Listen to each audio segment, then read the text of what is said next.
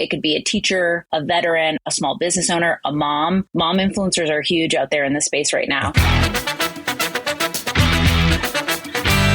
Welcome to the Campaign Trend Podcast, where you're joining in on a conversation with the entrepreneurs, operatives, and experts who make professional politics happen. I'm your host, Eric Wilson. Our guest today is Courtney Weaver, Executive Vice President at IMGE, a full-service digital firm supporting clients in the political, issue advocacy, and public affairs industry. In this episode, we dive deep into the world of influencer marketing in political campaigns, trying to cut through the industry buzz to deliver practical, actionable insights. All right, Courtney, the term influencer, put that in quotes, has become a buzzword since 2024. So let's cut through the hype for our listeners. When working with a campaign, what exactly is an influencer? Who are these people? What role do they play? Yeah. So I think, a lot of the time, to your point, when you hear influencer, you think of really big names. You think of like Kim Kardashian, Dave Portnoy, Alex Earl. And then like on the conservative front, you think of Charlie Kirk, you think of Ben Shapiro. But in a campaign context, really it's any trusted voice who can move the needle with a specific audience. So it could be a teacher, a veteran, a small business owner, a mom. Mom influencers are huge out there in this space right now. And I think what's important to kind of recognize with, influencers is that I would look at them as like small business owners themselves, right? They've built up this audience through their trusted voice, through their content, and they've monetized it. So they have this tapped in audience that's engaged, that trusts them. So really, when they're talking about any sort of issue or candidate, it's really coming from a place of, oh, this is like I'm grabbing a beer with someone and we're talking about politics, or their recommendations or opinions in general just kind of feel more authentic than an ad that you would see on Meta or programmatic. So really, when you think about influencers, it's leveraging the trust that they've built with their audience versus, say, just like the content that they're producing. It's crazy to me how much it's like Back to the Future, right? Yeah. So for years and years, I mean, this is not new to anyone who's worked at sort of grassroots level politics, where there are important people who influence the conversation. It used to be the case that those were the talking heads that went on cable news. They talked to reporters when they were writing up what's going on in the county. They were the ones who talked to their friends at the local civic organizations. But what's changed is those people still exist and they're still important. But there's this new group of people who previously, may not have had a voice, may not have had a platform. But because of social media, because of the internet, they now reach lots more people. So again, this is Politics 101. We just have a new modality of reaching these people. Totally. And it's also, I think if you look at influencer marketing, its foundation is word of mouth marketing, which is like the original form of marketing. So really, it's just the digital space has given it much more reach and leverage. And I think another thing that's important for our conversation is to point out that it is not just political influencers. So you mentioned the mom influencers. Totally. No mom influencer is going to grow a following by talking about politics all the time. That's not how we operate. At least, people listening to this podcast probably talk about politics all the time, but most people don't talk about politics all the time. And so whether that's a sports influencer, a hobby that we follow, there's going to be a heavy mix of things that are not politics. And even when they're talking about politics, it may not be about a candidate or a party, but hey, it's important that we go and vote, or here's what I think about this issue. Totally. I think, in large part, when you think about influencers and what they're talking about, they have like niche audiences. And it's like, how can we leverage influencers with those audiences that ultimately the content that they're seeing from the campaign or organization that you're working with is relevant and important to them? So for instance, we worked on a ballot initiative campaign in Florida last election cycle. And we were looking for influencers that could speak to the overall impact this ballot initiative would have if it passed. We were on the no side. So it was talking about things that would affect their family, things that would affect their kids, whether it, through marketing efforts of this potential case. And so I think what's important to kind of recognize is that you don't need traditional political influencers to speak for your campaign or your initiative. You can find influencers that are relevant. So like mom influencers with, Make America Healthy Again. I'm sure there are plenty of campaigns out there that could speak to mom influencers and they can speak to their audience about how removing red dye or anything like that could be impactful for their kids' health. I think school choice is a great opportunity too. Like going again back to mom influencers, you could find mothers who are teachers at private schools or mothers who are homeschooling their kids, and they can all speak to the advantages of school choice and how it benefits their family. So you don't have to go the traditional political route. I think there's plenty of opportunity out there with so many influencers speaking about so many things. You can find the right one that could essentially help you reach an audience that maybe you couldn't with traditional media. Yeah. And one thing that I focus on a lot is talking about the mindset shift here.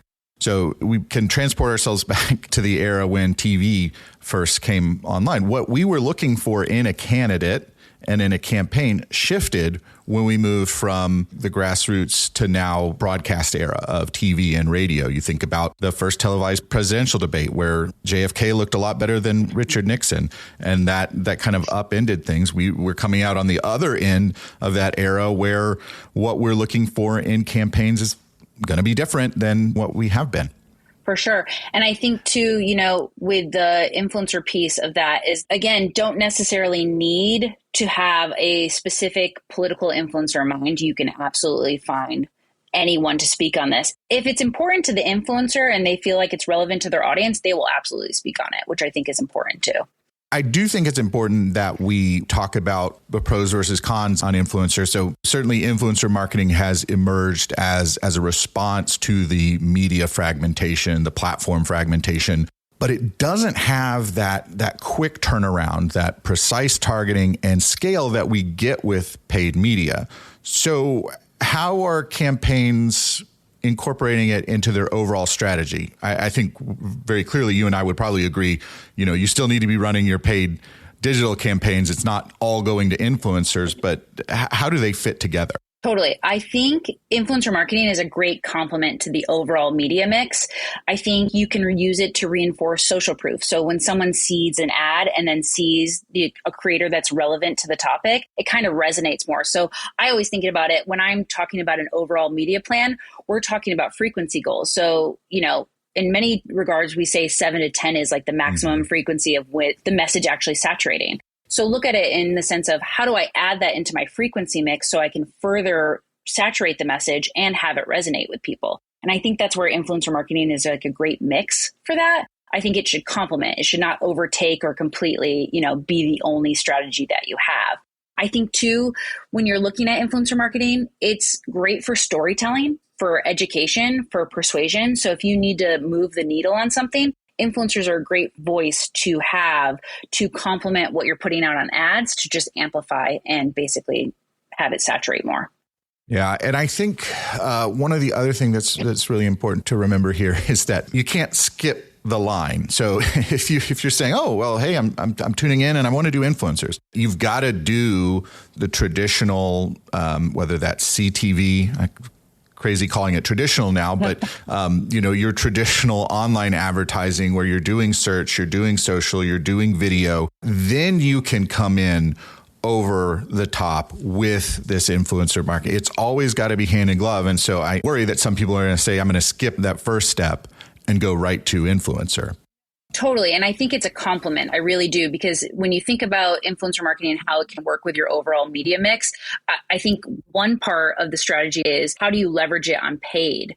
And I think with UGC and whitelisting, it's a great opportunity to leverage that content and then have it part of your paid, that's on the traditional side of digital, which is programmatic, social, OTT, CTV.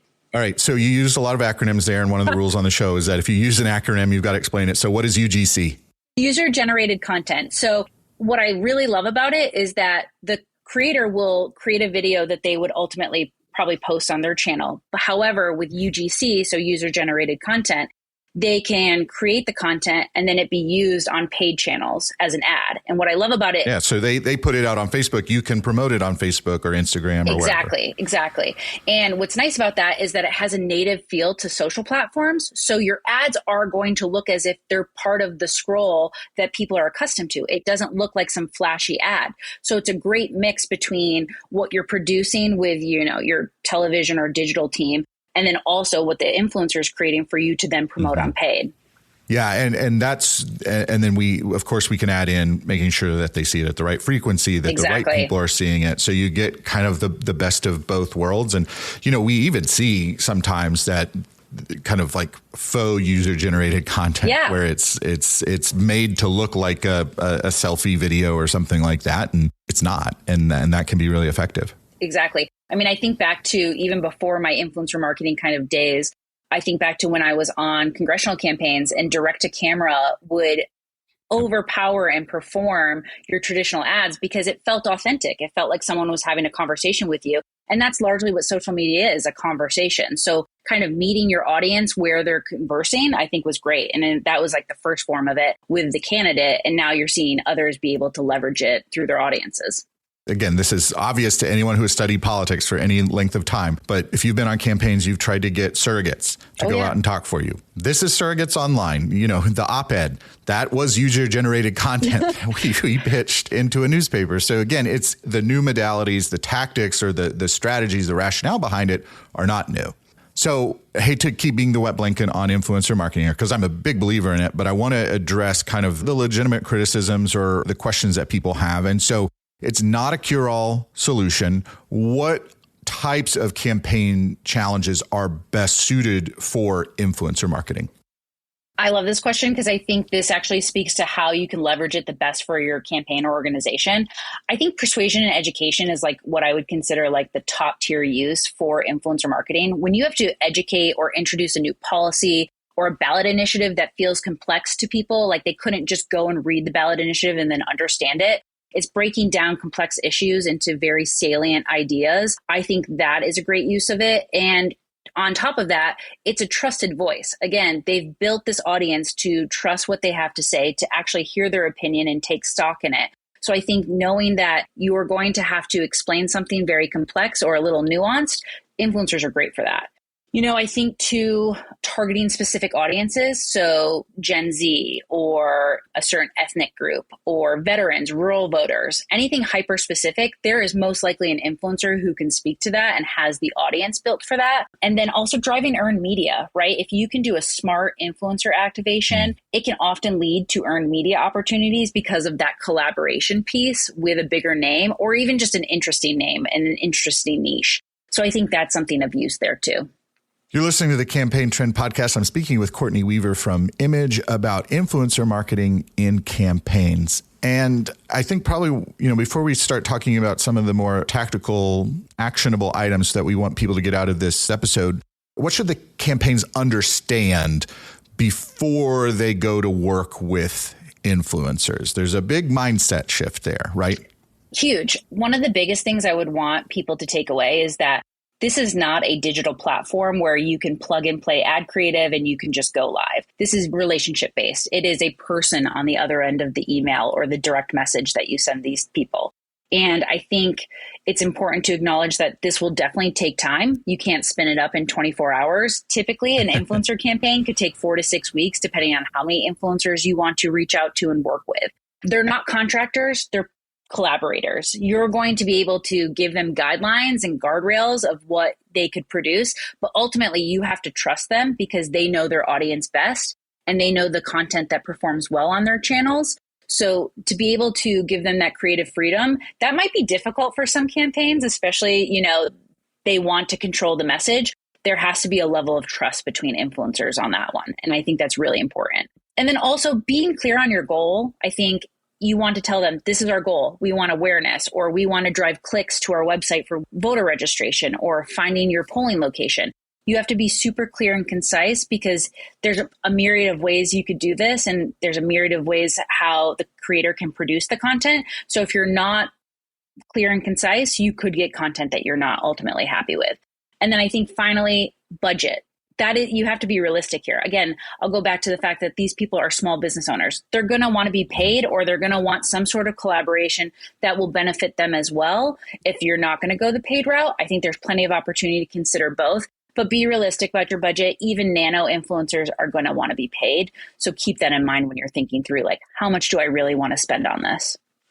Yeah, a couple things to underline there. People may not be aware of this, but when you are a content creator online, various platforms are going to engage in some sort of revenue sharing for the content that you create, the eyeballs that you bring in on X or TikTok or Instagram. There are also platforms that have affiliate marketing where, you talk about some product, you get a share of every sale that you generate. So that is going on in this industry. And so that's really who you're competing with. Just like when you go out and buy an ad on Facebook, you're competing against the laundry detergent or the soft drink. Another insight that you shared that I want to underline is that you have to, I don't want to say give up control, because what you're doing is you're accepting that you don't have control, because that totally went away the moment we started letting people share their own thoughts and do things on the internet. The days of what are we driving today? What's the message we're driving today? That doesn't exist anymore. And so you've got to accept the lack of control, not give it up because you don't have it. It's just accept it. And that's really key to working with these influencers. And they're going to be around with their audience longer than your campaign is. And so that's their North Star. I think that's such a good point too. You have to remember that when you're reaching out to these influencers, there has to be some level of relevancy to the content that you want them to produce, because if their audience can't trust them, they lose that ability to kind of persuade. So I think it's important that these influencers understand what they're getting into, but also what you're pitching them has to have some sort of relevancy for them to even engage. So let's get tactical. What are the platforms, services, or agencies campaigns can use to start working with influencers? Yeah. So ideally, I'd love for people to take away that they can come work with me at IMGE. But I totally understand campaign budgets. I've been on campaigns before where it's, shoestring budgets and you can't do much. So you have to get creative. So I think there's a lot of great tools out there. One of the ones I did want to call out was Hype Auditor. They have a lot of free resources that you can use. So like pricing calculators, engagement rate calculators that I think are super helpful across Instagram, TikTok, and YouTube. And then there's also great search engines within the platforms that you're looking for influencers. So TikTok has a great one. You can literally write in anything into that search bar and come up with something. And then X has a great advanced search, so you can use that to your advantage. And then Instagram, I started typing in, like, for instance, we're working on a campaign where we do want to engage mom influencers. And so I started typing in like mom influencers or types of hashtags they might use. And that brought up a lot of opportunity to like look through influencers that made the most sense for that campaign. So there's a great manual way to do it. And then obviously I'd be remiss to not say, like, you can leverage AI for this. ChatGPT, Perplexity, even Claude, you can tell the AI platform basically what you're looking to achieve with the influencer campaign. It is not foolproof. I will tell you, we started leveraging it just to see what it would get us in results compared to like our marketing platform that we use. And they were generating fake profiles and profiles who were private, profiles who hadn't posted in 3 years. So it's not like a foolproof way, but it's a great complement to what you can do manually across the platforms. Yeah. And I also want to make sure that people know about Creator Grid. We've spoken to the founder before on the show, Ori Renat. They're doing great stuff with helping campaigns with more of a cost per acquisition model with influencer outreach. So there are a lot of different ways that you can do this. One thing that I really remain skeptical on, Courtney, is the geography of this. So obviously we're looking for scale. We want an influencer who's going to reach some sort of group of people. But for a smaller campaign, let's say we're running for a House of Delegate race here in Virginia this year. Can we do influencer outreach on campaigns that size? You can, but I think the expectation is that you're not going to get a ton of influencers and you're not going to get an extreme amount of reach. I think what you need to leverage, it's kind of like grassroots political kind of engagement, right? You would go to someone who has a network of 50 people that they could potentially influence. I think you could look to those people who are on social media who are very hyper local. There is a market for your nano niche hyper local influencers. Now, are they all talking about politics? No. So you'll have to definitely understand what the level of comfort might be for them to do that. But I think, again, since it is relationship based, it's very easy to translate into how people work the political angle when reaching out grassroots wise. So I think there's definitely a market for it. I definitely think it's harder, but I don't think it's impossible. So we're in this interesting space where we're kind of catching up to what campaigns did in 2024. We're pushing ahead for 2026. How do you expect influencer marketing and politics to evolve and develop as we head towards the midterms? Yeah. So I think you're going to see obviously more integration between your overall media mix with influencers. I think authenticity and alignment is going to be super important, more important than even follower count. I think a lot of times when influencer marketing really got popularized, people were like, I need the biggest audience and I just need a flash in the pan. Now it's like, okay, there are a lot of influencers out there who have found their niche and their audience, and you can really leverage those because it's very authentic. And I think that you'll see more of. I also think too, influencers should be embedded earlier on, especially because they're so useful in the persuasion and education component of campaigns. So I think you'll see more of that rather than just, okay, what is our last ditch effort we can do to try to move the needle? Let's tack on influencer marketing. I think you'll see more of it up front. I think the big takeaway for me and from our conversation is that think about how you can incorporate that user-generated content into your paid plans. Because if you're a smaller campaign, you may not be able to find an influencer, but you could find someone who would give a good testimonial or give a good explainer about something. And then you can use the digital targeting and advertising to promote that. And I think that's a really important tactic that campaigns of all sizes need to be looking at. 100%. Also, too, I think an interesting tactic that we leveraged on that ballot initiative campaign I mentioned was leveraging creators just to kind of repost things. So knowing that they had the audience we wanted to tap into, but maybe we just didn't need a custom post for them for this time around, but we were launching a new ad. We would say, hey, do you mind just giving like a repost to this on your stories or onto X? And we found a lot of success with that, just getting that leverage and reach that we wanted. All right. Well, my thanks to Courtney Weaver for a great conversation. I'll include a link to IMGE's website in our show notes. If this episode made you a little bit smarter or gave you something to think about, all we ask is that you share it with a friend or colleague. You look smarter in the process and more people learn about the show. It's a win-win all around. You can subscribe to the Campaign Trend podcast wherever you listen to podcasts so you never miss an episode. And be sure and check out campaigntrend.com for our articles and newsletters and find out ways that you can support Campaign Trend by becoming a friend of the trend. With that, I'll say thanks for listening. See you next time. The Campaign Trend podcast is produced by Advocacy Content Kitchen, a media production studio.